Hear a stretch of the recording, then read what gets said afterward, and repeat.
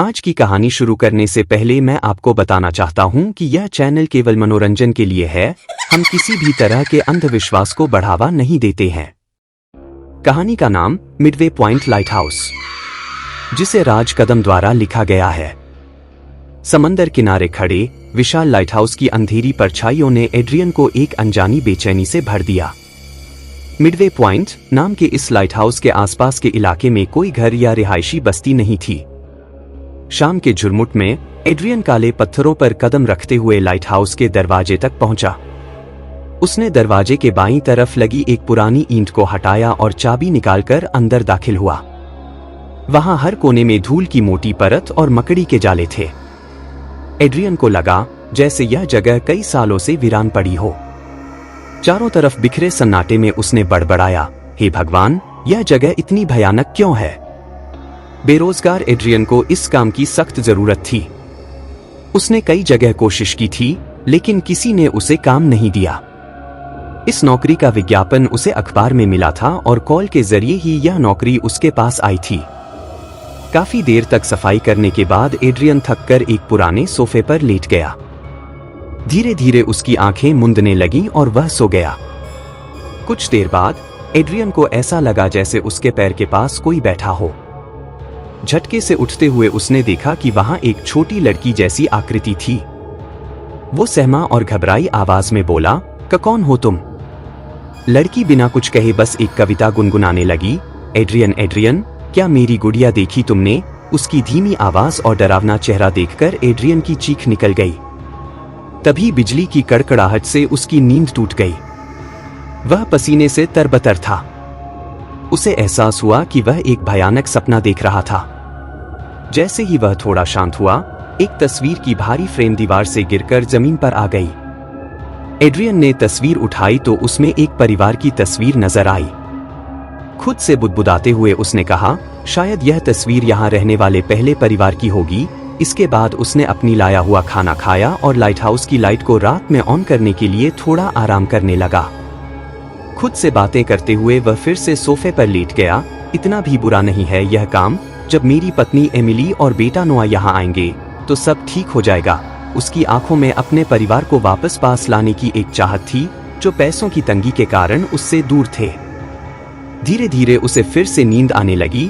तभी उसे वही कविता फिर से सुनाई देने लगी, एड्रियन, एड्रियन, क्या मेरी गुड़िया देखी तुमने? वह चौंक कर उठा और सोचा, ये तो वही आवाज है जो मैंने सपने में सुनी थी। अब की बार आवाज सच में आ रही थी। वह आवाज का पीछा करते हुए स्टोर रूम में पहुंचा, जहां एक पुराना ताबूत रखा था। दिल थामकर उसने ताबूत खोला तो भीतर एक पुरानी डॉल और एक इंसानी लाश नजर आई।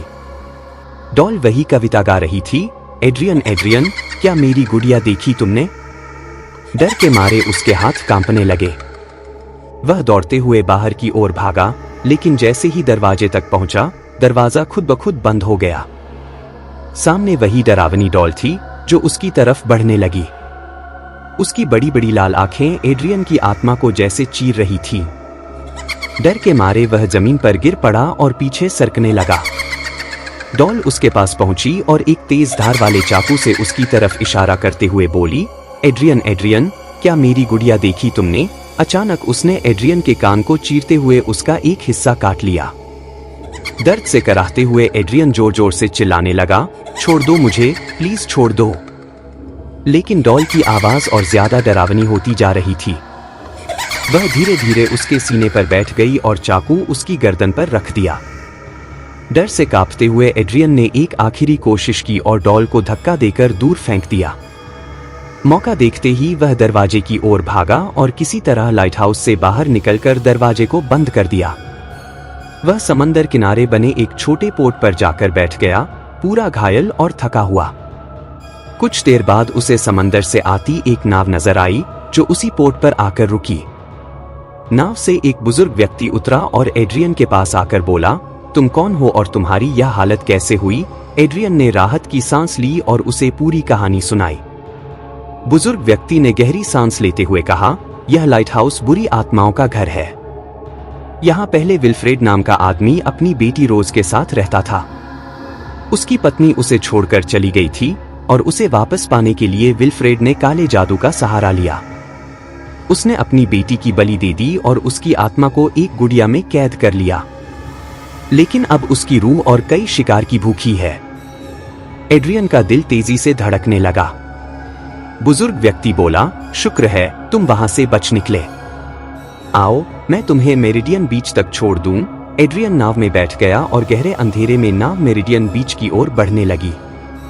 रात की नीरवता में अचानक वह बुजुर्ग व्यक्ति धीरे से बोला, तुम पहले व्यक्ति हो जो इस लाइट हाउस से जिंदा बाहर आया है। एड्रियन के माथे पर पसीना छलक आया। तभी बुजुर्ग की आवाज बदलकर कर्कश हो गई, मेरा नाम विल्फ्रेड है। आज ब्लड मून की रात है और तुम मेरे अगले शिकार हो। सिरन से कांपते एड्रियन ने मुड़कर देखा कि बुजुर्ग का चेहरा विकृत होकर खौफनाक हो गया था। उसकी कर्कश हंसी और एड्रियन की चीख से वीरान समंदर गूंज उठा और एक और आत्मा लाइट हाउस की अंधेरी गहराइयों में कैद हो गई। मैं आपसे कहना चाहता हूं कि अगर आपने अभी तक हमारे चैनल को सब्सक्राइब नहीं किया है तो सब्सक्राइब कर लें। और अगर आपको ये कहानी पसंद आई हो तो वीडियो को लाइक करें और कमेंट बॉक्स में अपनी राय देना ना भूलें।